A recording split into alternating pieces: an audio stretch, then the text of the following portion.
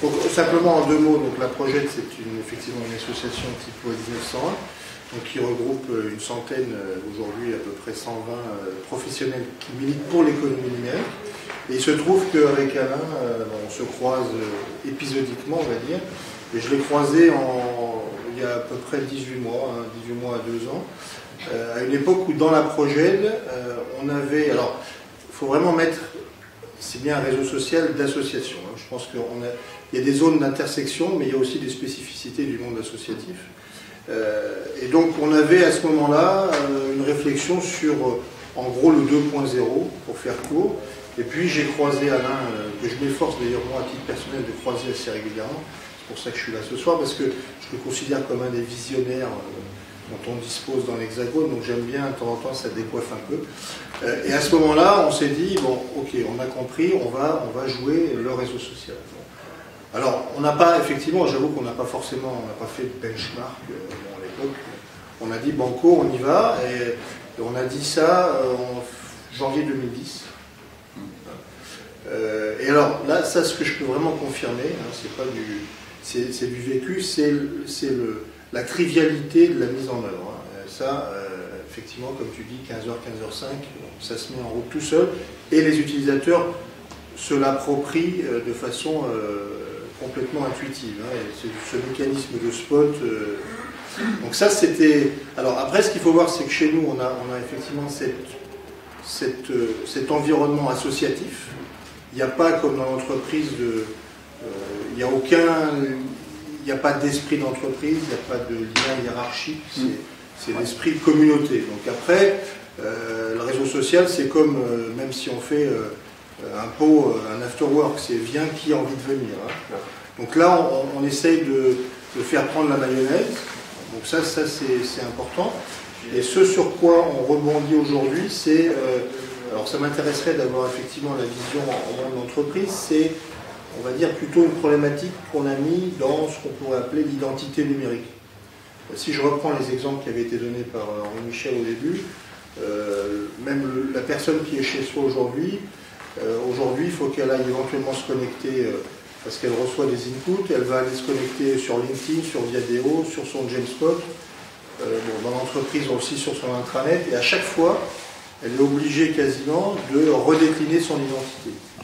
Donc là, voilà, c'est pas une problématique du réseau social, on a un peu déporté la problématique à cet endroit-là.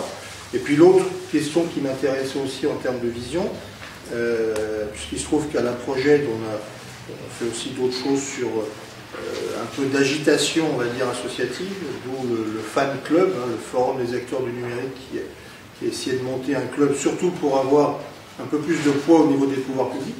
D'ailleurs, dans ce cadre-là, je fais une parenthèse, mais Eurocloud est aussi un membre du fan club. Et aussi, dans ce mouvement, on a aussi essayé de passer à l'Europe.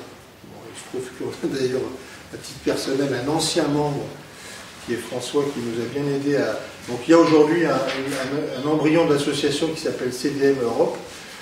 Et alors, là où je veux en venir, c'est qu'on a commencé à échanger avec ses partenaires européens, donc dans lesquels il y a, en auteur, il y a surtout... des Belges, je suis désolé, mais il y a des Belges, des Allemands... Les Belges, grand peuple, c'était pour les parfums. Belges, Allemands, Espagnols, etc. Ils ne sont pas connus pour les parfums. Et ce qui est marrant, c'est qu'on n'a pas forcément dans les pays la même perception des réseaux sociaux. À commencer par la façon dont ça a été présenté au début de entre guillemets, anti-Facebook.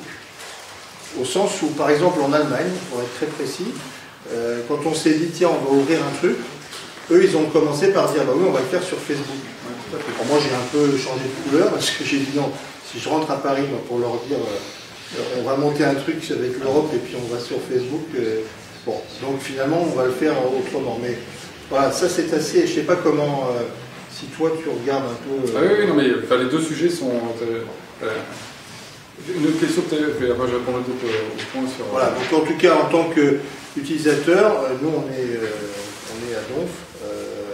Simplicité d'utilisation, ça c'est trivial. Et je suis moi d'ailleurs en train de militer dans un autre contexte associatif, mais aussi pour les faire plonger aussi sur Jamespot. Voilà. S'il vous plaît, il y a combien d'utilisateurs depuis combien de temps? Alors, bonne question. Donc, nous, la communauté, en quelques chiffres, c'est à peu près 110 membres, donc qui sont que des professionnels, etc., et qui aujourd'hui, pour l'instant, ont un niveau de répercussion d'à peu près entre 400 et 500 personnes. Et qui, alors on est en train de se demander, justement par rapport à l'ouverture, est-ce qu'on va laisser après, parce que là où c'est absolument génial, c'est cette notion de spot, c'est-à-dire demain j'ai un membre que je croise dans un salon qui me dit tiens, moi j'ai envie de faire un truc sur, je sais pas, au hasard, tiens, le dossier médical dans le cloud, hein, prenons un exemple, voilà. J'ai envie de monter un groupe de travail, bon, c'est très facile, le type il ouvre un spot, il invite qui il a envie et tout de suite ils vont partager un espace commun et dans lequel en fait ils savent aussi qu'ils sont chez eux. Ça, j'ai bien aimé ça dans la présentation. Le truc c'est qu'on est chez soi, y compris avec alors ça paraît idiot, mais l'esthétique, le logo, voilà, on est vraiment chez soi. Donc ça peut démarrer. Alors après il y a, est-ce qu'on peut ouvrir bon après à chaque fois en se disant bon, il faut le faire pas à pas pour pas aller trop loin non plus. Quand on a un spot, on dit jusqu'à quel niveau on peut descendre. Ouais, ça. C'est toujours la question de l'ouverture vers l'extérieur. Ouais. Même nous, par exemple, Genspot, nous on a un truc qui s'appelle l'écosystème. Écosystème pour Genspot.pro, c'est notre propre réseau social, à la fois interne et qu'on a doucement ouvert. Et bien on a ouvert doucement vis-à-vis de l'extérieur.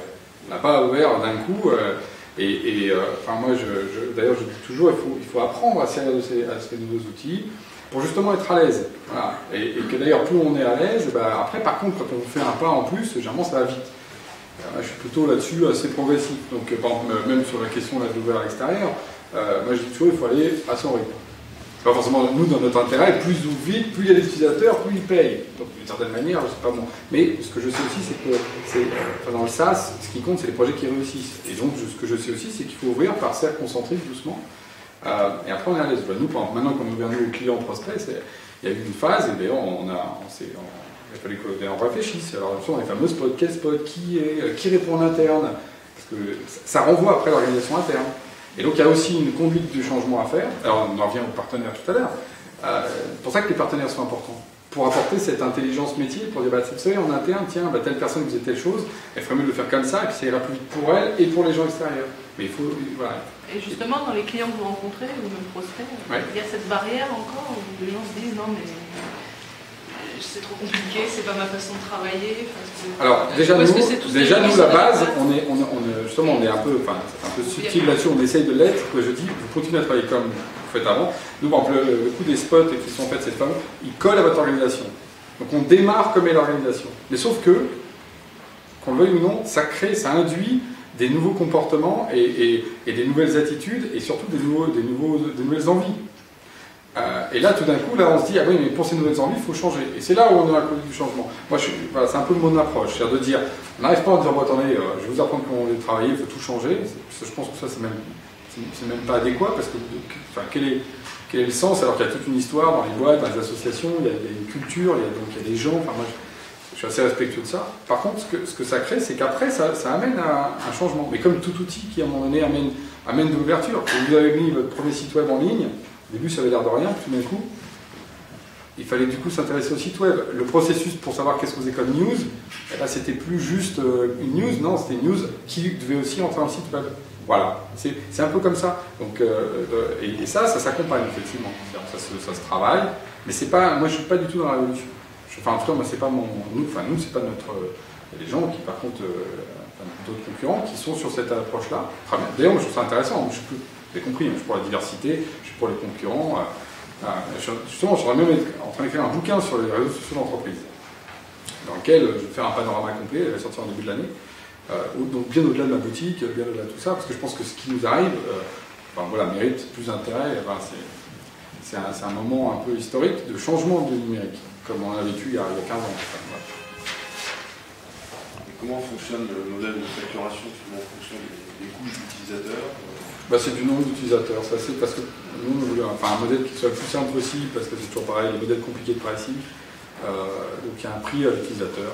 Et après, selon qu'on prenne plus de modules, ou qu'on soit justement association ou entreprise, c'est pas les mêmes prix. Parce que nous, on fait des discounts, on va dire, entre la version entreprise grand compte, la version plutôt PME, ensuite la version association professionnelle et la version association avec non. Enfin, il y a une graduation de pricing qui fait que, voilà, comme on dit, ça va pour toutes les bourses.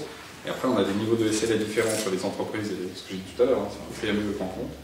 Et puis après, c'est plutôt une logique de pricing par rapport aux assos, parce que là-dessus, on a voulu avoir un prix qui était plus adapté à leur capacité d'achat. Sur quoi vous allez vous appuyer pour récupérer les informations des applications de gestion?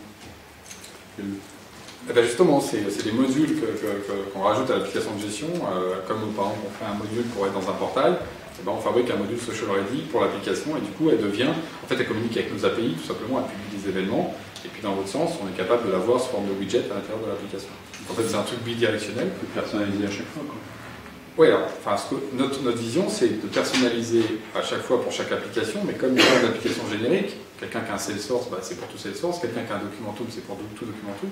On a d'ailleurs un accord là en cours avec une boîte qui s'appelle Anthropisoft, qui lui-même, par exemple, fait des connecteurs vers tous les systèmes, par exemple, documentaires. Donc d'un coup, on se retrouve avec toutes les versions de Documentum, les versions d'OpenText, les versions de FineNet, de FineNet, les versions de... Enfin, bon, on passe les meilleurs. Par exemple, vous voyez, c'est ça notre vision. Et après, effectivement, sur une application métier ad hoc, du coup, il faut développer les 2 petits connecteurs qui vont bien. Mais c'est assez light. Enfin, là aussi, on a une approche web. Et sachant qu'on peut démarrer un réseau social sans ça. À la preuve, vous n'avez pas de connexion avec une application. Mais c'est un plus métier. Et puis, je veux dire, on a une approche web, donc vraiment l'idée c'est de faire des mashups, c'est de faire de l'intégration. C'est pas de l'intégration l'autre, c'est pas on descend dans le Java. Je voudrais répondre à ta question parce que je pense qu'il a raison, Laurent, sur la question, c'est bien gentil. Tu me fais rentrer sur LinkedIn, tu me fais rentrer sur Viadeo, tu me fais rentrer maintenant sur Genspot à la Project, tu me fais rentrer aussi sur Genspot dans l'écosystème. Là, j'ai encore de vous vendre un autre réseau social où il fallait aller, bien sûr, dans notre écosystème, vous n'allez quand même pas le rater. C'est vrai qu'au bout d'un moment, les utilisateurs, c'est un peu, c'est bien gentil et tout ça. Alors, en gros, il y a un phénomène qui est en train de se passer. Vous voyez, pas plus tard qu'aujourd'hui, pour parler de l'actualité, je suis en contact, par exemple, avec les gens de Viadeo sur leurs API. Parce que Viadeo est en train de fournir les API pour donner accès à leur profil. LinkedIn, pareil. Enfin, ils sont un peu en logique, ils se partagent le banc. Et Facebook, c'est pareil, il a sorti un truc qui s'appelle The Social Graph, je ne sais pas si vous en entendez parler. Bon, tout ça est encore au stade embryonnaire, c'est rien de normalisé. Une photo d'un côté, rien d'avoir une photo de l'autre, elle n'a pas la même taille, c'est pas le même nom, c'est pas les mêmes noms de champs, etc. Donc c'est encore un petit bazar organisé. Mais en fait, il y a 2 sujets qui vont être traités. Le premier, c'est celui-là, celui du profiling, c'est-à-dire le fait que petit à petit, il va y avoir à un moment donné quelqu'un ou quelque chose au sens d'un standard qui va faire que vous propagiez vos profils et vos différents profils qui peuvent être récupérés. Et je dis différents profils parce que moi j'ai plusieurs profils, je pense qu'on est tous pareils, au bout d'un moment on a des profils professionnels ou personnels. Donc, voilà. Et puis il y a une deuxième question qui est la question de l'authentification unique. Donc là aussi c'est une grosse bataille. Jusqu'à présent l'authentification unique, quand vous regardez dans l'histoire, il y a eu plusieurs tentatives technologiques, mais à chaque fois qu'on a eu une boulette dans la tête, parce que quand Microsoft avait fait une offre avec Passport qui était, elle était plutôt pas mal, mais c'est Microsoft. Donc il s'est passé, tout le monde, c'est bon quoi. Là, il y a à nouveau, Facebook a proposé un truc avec Facebook Connect. Bon, sauf que comme c'est Facebook, à nouveau, il se retrouve en corner avec les applications métiers. Donc en fait, c'est un jeu en ce moment. Alors nous, on regarde, alors du coup, on est un peu au milieu de la mêlée de tout ça, mais on voit une partie d'échecs qui se fait. Alors petit à petit, il y a des pièces quand même qui se font manger. Donc, à un moment donné, on peut espérer, alors à quelle chance, je ne sais pas, mais c'est 2 gains. Donc c'est-à-dire une authentification, un équivalent de SSO, mais pas seulement entreprise, mais un SSO global web, et qui correspond un peu comme votre trousseau sur le Mac, c'est l'idée que vous ayez à un moment donné un endroit sécurisé pour des profils que vous pourrez déployer. Et qui en même temps renvoie des profils au sens là pour le coup de data, telle photo, tel nom, tel pseudo, telle fonction, etc. Et pour vous donner un truc, moi il y a un oublié de l'histoire dont on ne parle jamais qui s'appelle Yahoo. Parce que Yahoo, vous êtes sûr qu'il est mort, Yahoo. Fini Yahoo. Yahoo qui est un précurseur, un visionnaire, Yahoo qui avait inventé les AdWords mais qui n'a pas réussi à s'en servir, Yahoo a, si vous regardez, ce système-là d'authentification et de multiprofil depuis des années. Ça existe depuis, je crois, 5 ans. C'est pas lui qui l'imposera, à mon avis, parce que, voilà, pour les mêmes raisons qu'il n'a pas réussi sur l'AdWords à devenir dominant, mais en tout cas, le sens de l'histoire, il est là. Et effectivement, ce sera un confort utilisateur.